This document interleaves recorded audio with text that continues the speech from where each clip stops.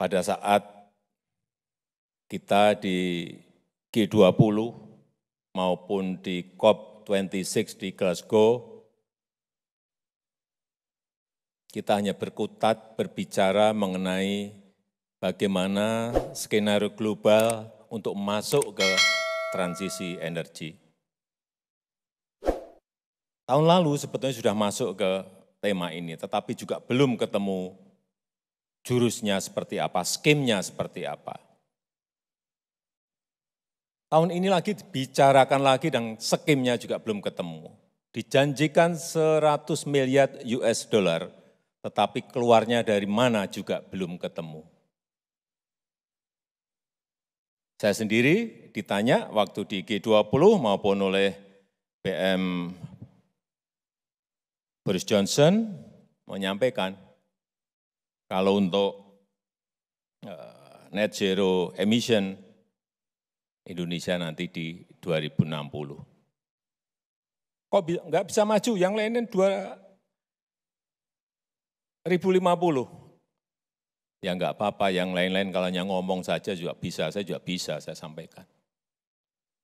Tapi roadmap-nya seperti apa, peta jalannya seperti apa. Di Indonesia sendiri sebetulnya kita memiliki kekuatan yang sangat besar mengenai renewable energy ini. 418 gigawatt, baik itu dari hydropower, geothermal, bio, solar panel, biofuel, arus bawah laut, dan yang lain-lainnya. Potensinya sangat besar sekali. Tetapi kita harus ingat, dan para pemimpin dunia juga saya sampaikan, tapi kita ini sudah lama dan sudah tanda tangan kontrak, PLTU-nya sudah berjalan, memakai yang namanya batu bara. Pertanyaannya skenario-nya seperti apa? Misalnya pendanaan datang, investasi datang, kan harganya tetap lebih mahal dari batu bara. Siapa yang membayar gap-nya ini? Siapa? Ini yang belum ketemu, negara, kita. Enggak mungkin, angkanya berapa ratus triliun, enggak mungkin. Atau dibebankan masyarakat, tarif listrik naik, juga tidak mungkin. Rame nanti, gegeran kalau terjadi seperti itu. Kan kenaikannya sangat tinggi sekali. Naik hanya 10%, 15% aja demonya 3 bulan. Ini naik 2 kali. Enggak mungkin. Pertanyaannya skenario-nya seperti apa sekarang kita. Itu yang saya tugaskan kepada Pak Menko Maritim dan Investasi dan juga kepada Pak Menteri SDM plus Menteri BUMN. Yang konkret-konkret saja. Tapi kalkulasinya yang real. Ada hitungan angkanya yang real. Kalau ini bisa kita mentransisikan, pasti ada harga yang naik. Nah, pas naik ini pertanyaannya siapa yang bertanggung jawab? Pemerintah, masyarakat, atau masyarakat global? Mau mereka nombok ini nih? Bukan sesuatu yang mudah, tetapi negara kita sekali lagi memiliki potensi yang sangat besar sekali. Sungai, hydropower dari sungai. Indonesia ini memiliki 4.400 sungai, yang gede maupun yang sedang, yang bisa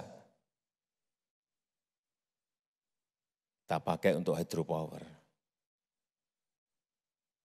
Tapi investasinya kan besar sekali. Oke, kalau gitu kita coba 2 dulu. Saya sampaikan ke Pak Menko, coba 2. Sungai Kayan, Sungai Mamberamo. Sungai Kayan sudah dihitung kira-kira bisa 13.000 megawatt. Mamberamo bisa kira-kira 24.000 megawatt. Oke, carikan investor yang bisa masuk ke sana.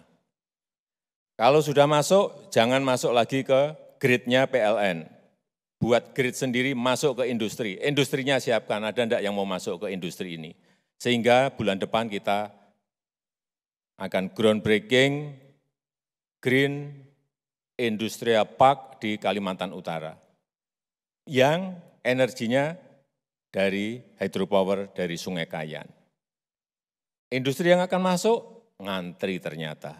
Yang ini saya kaget, ini ngantri. Kita coba dulu ngantri. Yang mereka ingin semuanya, produknya itu dicap sebagai green product.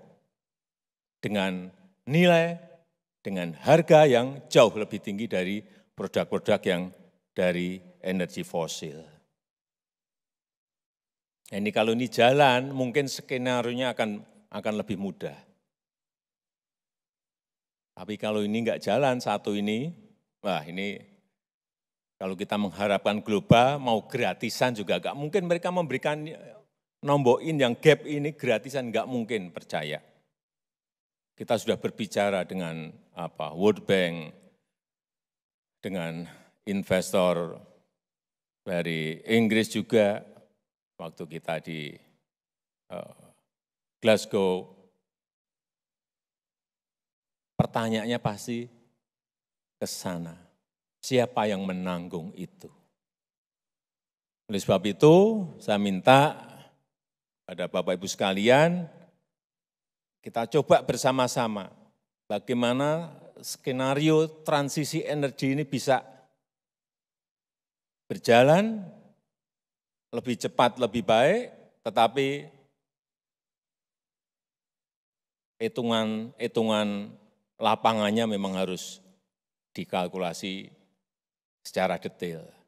Sehingga tidak hanya, oh ini di Sungai Kayan bisa dibuat hydropower, oh geothermal di gunung ini bisa. Ya bisa, saya tahu bisa semuanya. Tapi siapa yang menanggung angka yang tadi saya sampaikan? Inilah PR besar kita dalam rangka transisi energi. Dan nanti akan kita ulang lagi tema itu di dalam G20 tahun depan di Bali, Indonesia. Dan pertanyaan saya nanti, saya enggak mau Bapak Ibu semuanya cerita pemimpin, saya akan ngomong ke semua pemimpin G20. Saya tidak mau kita bicara lagi kayak 2 tahun yang lalu, kayak setahun yang lalu. Saya ingin pertanyaannya ini, ada kebutuhan dana sekian, caranya, skemnya, apa yang bisa kita lakukan. Kalau ada, berarti bisa menyelesaikan transisi energi, kalau enggak ya kita enggak usah bicara. Pusing tapi enggak ada hasilnya. Sekali lagi, saya minta masukan dengan kalkulasi yang detail, angka-angka kenaikannya berapa, gap yang harus dibayar berapa untuk Indonesia saja. Kalau ketemu, kemudian syukur bisa dirumuskan, Pak, ini dari jurus ini bisa diselesaikan. Dari sisi ini bisa diselesaikan. Itu yang kita harapkan. Kalau ketemu, saya bisa sampaikan nanti di G20 di Bali tahun depan.